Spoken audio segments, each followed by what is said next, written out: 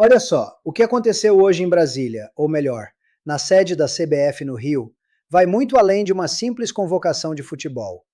Carlo Ancelotti acabou de tomar uma decisão que vai dividir o Brasil em dois pela próxima Copa do Mundo. E se você acha que isso é só sobre os 11 jogadores que vão entrar em campo, você está perdendo a história completa.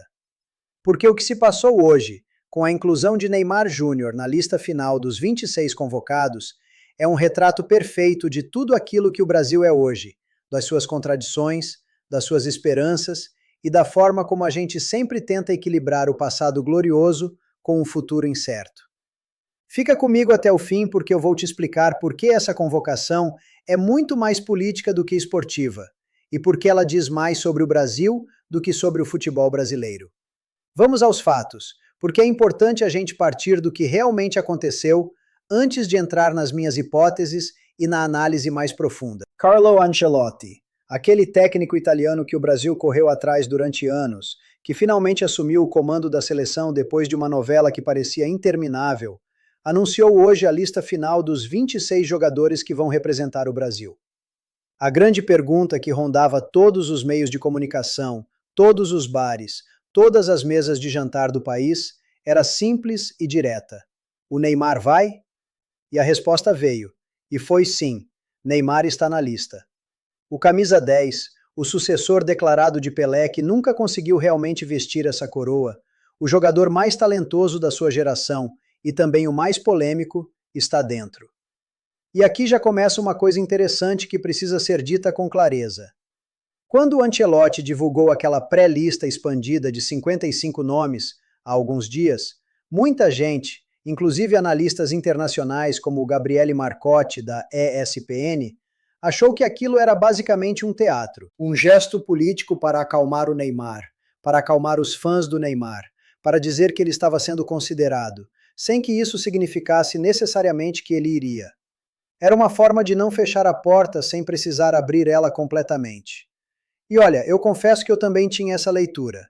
Eu achava que o Ancelotti, sendo o estrategista que é, sendo o gestor de egos que é, ia usar aquela lista de 55 como uma forma de proteger ele mesmo das críticas se decidisse cortar o camisa 10. Mas não foi assim. Neymar entrou. E precisamos olhar para os números antes de qualquer outra coisa, porque os números contam uma parte importante dessa história. Neymar voltou para o Santos. Voltou para o time onde ele se revelou para o mundo. Voltou para o peixe, como dizem os santistas. E está fazendo uma temporada que, dentro do contexto da carreira recente dele, pode ser considerada positiva. Em 13 jogos pelo Santos, são 6 gols e 4 assistências. 10 participações diretas em 13 jogos. Para qualquer jogador, isso seria considerado um número razoável. Para o Neymar, que vinha de anos de lesões consecutivas, anos vivendo mais no departamento médico do que no campo, anos sendo questionado se algum dia voltaria a jogar futebol no nível alto, esses números representam algo importante. Eles representam que o corpo dele está respondendo, que ele está conseguindo entrar em campo com regularidade, que ele ainda consegue fazer a diferença em uma partida. Mas e aqui está o ponto que separa a análise rasa da análise séria. O Brasil que vai disputar essa Copa do Mundo não é o Brasil de 2014, não é o Brasil de 2018, não é nem mesmo o Brasil de 2022. Esse Brasil é um time em transição profunda, um time que viveu uma das maiores humilhações da sua história nas eliminatórias, um time que viu o Tite sair, viu o Diniz passar, viu o Dorival Júnior passar e finalmente conseguiu trazer o Ancelotti depois de muita negociação. Esse Brasil chega na Copa com um técnico estrangeiro pela primeira vez na história moderna, com uma identidade ainda em construção, e com um Neymar que não é mais aquele Neymar. E é aqui que a análise política precisa entrar. Porque essa convocação não é apenas uma decisão técnica, ela é uma decisão política em vários sentidos. Primeiro, ela é uma decisão política no sentido futebolístico mais estrito, ou seja, dentro da gestão de um grupo, dentro da gestão de um vestiário. Ancelotti é conhecido no mundo todo justamente por isso. Ele não é o técnico que vai te dar a tática mais revolucionária. Ele não é o técnico que vai inventar um esquema tático que vai mudar a história do futebol. Ele é o técnico que sabe lidar com gente, que sabe lidar com craques, que sabe colocar um Cristiano Ronaldo, um Zidane, um Beckham, um Modric, todos jogando juntos, sem que o vestiário exploda. E essa habilidade, essa capacidade de gerenciar egos, é provavelmente o que ele está aplicando aqui ao decidir levar Neymar. Pensa comigo. Se você é o Ancelotti, você sabe que cortar Neymar tem um custo político enorme. Não é só o Neymar que se ofende. São os jogadores mais jovens que cresceram idolatrando ele. São os patrocinadores que ainda associam a imagem do Brasil ao número 10. É a torcida dividida que vai estar sempre questionando se aquela derrota não teria sido evitada se o Neymar estivesse em campo. É a CBF, que é uma entidade política antes de ser uma entidade esportiva, que tem seus próprios interesses, seus próprios cálculos, suas próprias pressões. Cortar o Neymar significaria abrir uma frente de batalha desnecessária às vésperas de uma Copa do Mundo. Levar o Neymar, mesmo que ele não jogue muito, mesmo que ele entre como reserva nos últimos minutos, neutraliza todas essas pressões de uma vez só. E essa é uma leitura que eu acho que muita gente está deixando passar. O Neymar dessa Copa não precisa ser o protagonista. Ele pode ser o que eu chamaria de protagonista invisível. Aquele jogador que está lá, que dá conforto ao grupo, que pode entrar nos últimos 20 minutos de uma partida apertada e fazer algo de excepcional, mas que não carrega mais o peso de ser o salvador. Esse peso, finalmente, depois de mais de uma década, está sendo distribuído. Vinícius Júnior carrega uma parte dele, Rodrigo carrega outra, Rafinha carrega outra, Estevão, o garoto do Palmeiras, carrega outra. O Brasil finalmente parou de ser refém de um único jogador, e essa pode ser justamente a condição que permite o retorno desse jogador sem que ele destrua o conjunto. Mas tem outro lado dessa moeda que também precisa ser examinado com honestidade. E eu vou ser franco com você que está me ouvindo, porque o jornalismo de qualidade exige isso. Exige que a gente coloque todas as cartas na mesa. Há razões legítimas para questionar essa convocação. Robbie Mustoe, o ex-jogador inglês que comenta hoje na ESPN, disse uma coisa que eu acho que merece reflexão. Ele disse que sempre defendeu que o Barcelona se livrasse do Neymar, que o PSG se livrasse do Neymar, e que seria a favor de o Brasil fazer o mesmo. Não é uma posição que eu compartilho integralmente, mas é uma posição que tem fundamento. O argumento dele é que o Neymar, ao longo da carreira, criou mais problemas do que soluções para os times onde passou. As polêmicas extracampo, os atrasos, as festas, as lesões em momentos críticos, a relação com a imprensa, as escolhas pessoais que sempre acabam virando manchete e tirando o foco do trabalho coletivo. E quando você olha para o histórico recente do Neymar, não tem como ignorar essas questões. A passagem dele pelo Al Hilal foi um desastre. Ele praticamente não jogou. Quando voltou para o Santos, voltou em condições muito específicas, em um clube que precisava da imagem dele tanto quanto ele precisava de um lugar para jogar. As lesões continuam aparecendo. As polêmicas continuam aparecendo. Recentemente teve aquela história das festas, dos vídeos, das declarações controversas. O Neymar de 2026 é um jogador que carrega muito mais bagagem do que apenas a bola. Então a pergunta que precisa ser feita honestamente é a seguinte: vale a pena? O ganho técnico e simbólico de ter o Neymar no grupo compensa o risco de ter o Neymar no grupo? E aqui é onde a análise se torna verdadeiramente complexa, porque a resposta depende muito de quem é o gestor desse processo. Se o gestor fosse outro, eu provavelmente diria que não compensa. Se fosse o Dorival, com todo o respeito ao trabalho dele, eu diria que não compensa. Se fosse o Diniz, eu diria que definitivamente não compensa. Mas o gestor é o Ancelotti. E o Ancelotti tem um currículo de mais de 30 anos lidando com personalidades complexas em alguns dos vestiários mais difíceis do mundo.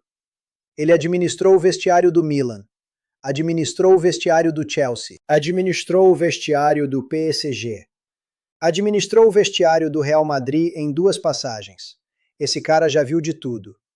E se ele está achando que vale a pena ter o Neymar no grupo, eu sou inclinado a confiar nessa avaliação, mesmo com todas as minhas reservas pessoais sobre o jogador.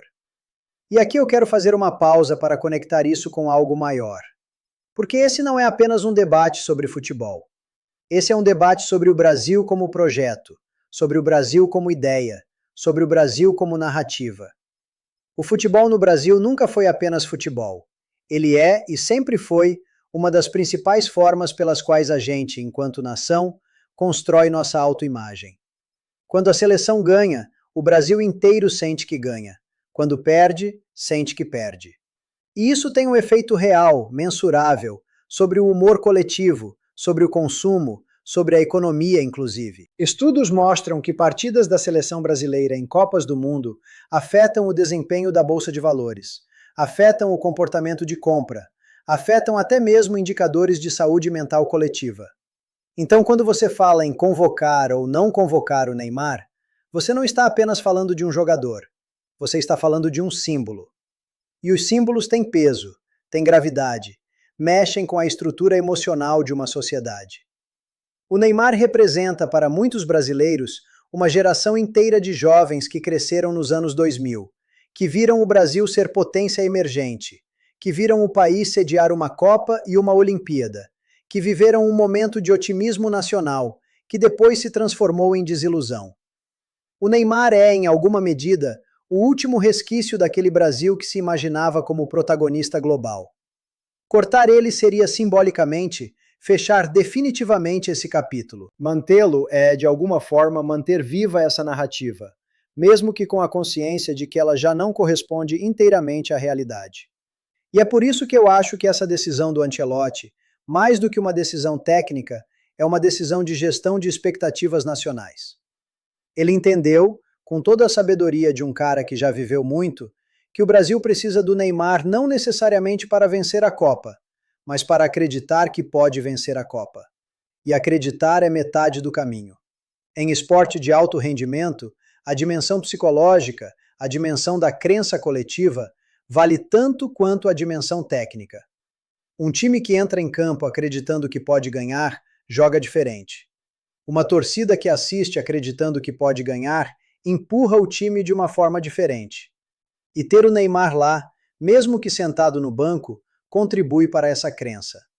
Agora vamos para o lado mais sensível dessa análise. O que isso significa para o brasileiro comum?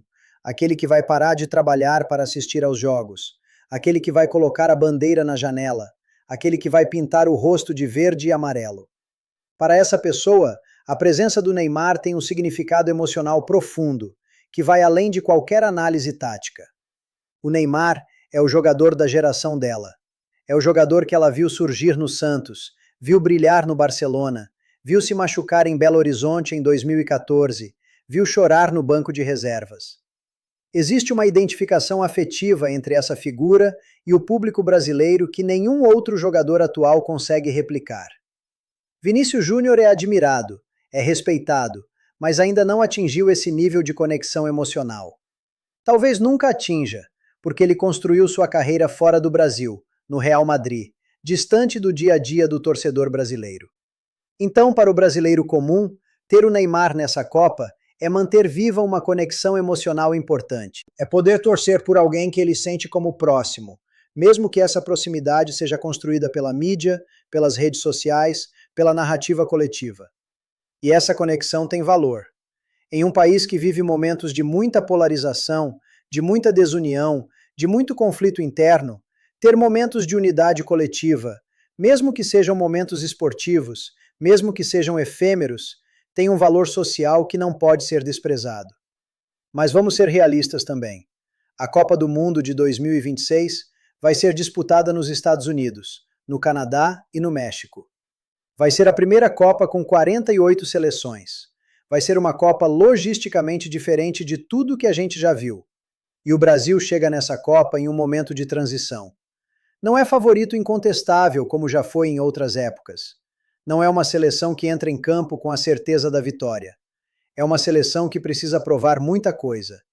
E nesse contexto, a presença do Neymar pode ser uma faca de dois gumes. Pode ser a peça que faz o time se sentir maior do que é. Ou pode ser o peso que impede o time de criar uma nova identidade. E aqui eu queria especular um pouco sobre algo que eu acho que vai ser interessante observar nas próximas semanas, antes da Copa começar. Como o Ancelotti vai gerenciar a comunicação em torno do Neymar? Porque essa é a parte mais difícil. Não é só decidir se ele vai estar no grupo, é decidir como apresentar essa presença ao público, à imprensa, ao próprio Neymar. O Ancelotti é mestre nisso, mas ele nunca lidou com a imprensa brasileira, que é uma imprensa única no mundo, com suas próprias regras, suas próprias dinâmicas, suas próprias pressões. A imprensa brasileira não funciona como a imprensa espanhola ou a imprensa italiana. Ela é mais agressiva em certos aspectos, mais provinciana em outros, mais ligada a interesses comerciais específicos. E o Ancelotti vai precisar se adaptar a esse ambiente, ou vai entrar em conflito com ele. A minha hipótese é que o Ancelotti vai tentar manter o Neymar fora dos holofotes o máximo possível antes da Copa começar. Vai tentar evitar que o Neymar seja chamado para entrevistas individuais, vai tentar evitar que ele seja o foco das coletivas, vai tentar diluir a presença dele dentro do grupo maior. Isso vai ser difícil porque a imprensa vai querer falar com ele, vai querer destacar ele, vai querer transformá-lo na história principal da Copa. Mas se o Ancelotti conseguir fazer isso, se ele conseguir transformar o Neymar em mais uma peça do quebra-cabeça, em vez do quebra-cabeça inteiro, ele tem chance de fazer dessa Copa um sucesso. E aqui entra outra dimensão importante: a relação entre o Neymar e os jogadores mais jovens. O Vinícius Júnior, que joga no Real Madrid e que conheceu o Ancelotti de perto, vai ser uma figura crucial nesse processo. Vinícius é, indiscutivelmente, o melhor jogador brasileiro do momento, possivelmente um dos melhores jogadores do mundo. Mas ele ainda carrega uma sombra do Neymar, especialmente no imaginário popular. Ele ainda não é tratado pelo torcedor brasileiro com o mesmo nível de adoração que o Neymar foi tratado em seu auge. E essa relação entre o craque que é e o craque que foi vai ser uma das histórias mais interessantes de acompanhar. Eu tenho uma intuição de que o Ancelotti, conhecendo o Vinícius do Real Madrid, vai conseguir construir uma dinâmica saudável entre os dois. Mas não é garantido. Existem relatos, vindos do entorno da seleção, de que houve momentos de tensão entre essas figuras no passado. Não tensão pessoal, mas tensão de protagonismo. Quem é o cara? Quem é a voz dominante no vestiário? Quem leva a abraçadeira nos momentos importantes? Essas são questões que parecem pequenas vistas de fora, mas que dentro de um vestiário podem definir o sucesso ou o fracasso de uma campanha. E precisamos falar também sobre o que essa convocação significa para o futebol brasileiro como projeto institucional. A CBF passou os últimos anos em uma crise profunda. Crise de gestão, crise de imagem, crise judicial inclusive, com presidentes sendo afastados, voltando, sendo afastados novamente. A vinda do Ancelotti foi vendida como o início de uma nova era de profissionalismo, de planejamento de longo prazo, de superação do amadorismo que sempre marcou a gestão do futebol brasileiro. Mas a verdade é que muito pouco mudou na estrutura. O Ancelotti chegou, mas a estrutura abaixo dele continua sendo a mesma estrutura. Os mesmos dirigentes, os mesmos interesses, as mesmas dinâmicas políticas. Então a convocação do Neymar pode ser vista também como um sinal de que, apesar de toda a retórica de mudança, o futebol brasileiro continua sendo movido pelos mesmos impulsos de sempre. A necessidade de agradar patrocinadores, a necessidade de garantir audiência, a necessidade de manter narrativas comerciais ativas. Tudo isso está em jogo quando você decide chamar o jogador mais comercial do país, mesmo que ele esteja claramente abaixo do seu auge. E não há nada inerentemente errado nisso. Comércio e esporte sempre andaram juntos. Mas é importante reconhecer essa dimensão para entender a decisão na sua totalidade. Agora, o que isso vai significar na prática? Eu tenho algumas hipóteses sobre como o Neymar vai ser utilizado durante a Copa. A primeira hipótese, e a mais provável na minha avaliação, é que ele vai começar a Copa como reserva. O time titular provavelmente vai ter Vinícius Júnior por um lado, Rafinha pelo outro, e ou Rodrigo ou Estevão como meia avançado. O Neymar entraria nos minutos finais dos jogos da fase de grupos, como uma forma de manter ele em ritmo sem sobrecarregar. Conforme a Copa avança, dependendo da forma física dele e da forma do time, ele poderia ganhar mais minutos. Em um cenário ideal, ele estaria pronto para ser uma peça importante nas quartas de final ou semifinal, exatamente quando o time mais precisa de soluções criativas para destravar jogos difíceis. A segunda hipótese, mais pessimista, é que o Neymar pode acabar virando um peso para o grupo. Se ele se machucar nos primeiros jogos, vira um corpo ausente que ocupa uma vaga preciosa. Se ele não conseguir aceitar o papel de reserva, vira uma fonte de tensão no vestiário. Se a imprensa começar a cobrar a presença dele em campo quando o time estiver indo bem sem ele, vira um problema de comunicação. Cada um desses cenários é plausível, e o Ancelotti vai precisar gerenciar todos eles ao mesmo tempo. A terceira hipótese, a mais otimista, é que o Neymar consiga encontrar uma versão dele mesmo que ainda não tínhamos visto. Um Neymar mais maduro, mais coletivo, menos individualista, mais focado em ajudar o time do que em brilhar. Existem precedentes para isso na história do futebol. Pirlo se reinventou no fim da carreira. Ronaldo, o fenômeno, teve momentos de brilho mesmo no fim. Zidane se despediu com uma final de Copa do Mundo inesquecível, mesmo com a cabeçada. Os grandes jogadores às vezes encontram formas de superar suas próprias limitações nos momentos finais de suas carreiras. Talvez o Neymar consiga fazer isso. Eu não apostaria minha casa nisso, mas é uma possibilidade real. E aqui chegamos a uma pergunta fundamental que precisa ser feita. Esse projeto político-esportivo, essa aposta do Ancelotti, pode dar certo? E quando eu pergunto se pode dar certo, eu não estou perguntando apenas se o Brasil pode ganhar a Copa. Estou perguntando se essa visão de seleção brasileira, essa forma de pensar o futebol, essa filosofia de gestão, pode realmente se estabelecer no Brasil de uma forma duradoura. Porque se essa Copa der certo com Ancelotti, com Neymar no banco, com Vinícius como protagonista, com uma geração jovem ascendendo, isso vai consolidar um novo paradigma para o futebol brasileiro. Vai mostrar que profissionalismo, planejamento e gestão moderna podem produzir resultados. Vai abrir caminho para que outros técnicos estrangeiros venham. Vai mudar a forma como o Brasil pensa o seu próprio esporte. Mas se essa Copa der errado, se o Brasil cair antes das semifinais, se houver crises de vestiário, se o Neymar virar manchete por motivos negativos, tudo isso vai ser usado como argumento para um retrocesso. Vão voltar os apelos por técnicos brasileiros, pela volta de uma identidade nacional, pelo abandono das tendências modernas. E a CBF, que é uma instituição reativa por natureza, vai ouvir esses apelos. O Ancelotti pode até terminar seu contrato, mas dificilmente seria renovado em um cenário de fracasso. E voltaríamos ao ciclo eterno de troca de técnicos, troca de filosofias, troca de tudo, sem nunca construir nada de duradouro. Então, o que está em jogo nessa Copa, e nessa convocação específica do Neymar, é muito mais do que um troféu. É um modelo de futuro para o futebol brasileiro. É uma demonstração de que é possível mudar, ou uma confirmação de que não é. E isso, para um país que tem o futebol como uma das principais expressões da sua identidade nacional, tem consequências que vão muito além das 4 linhas do campo.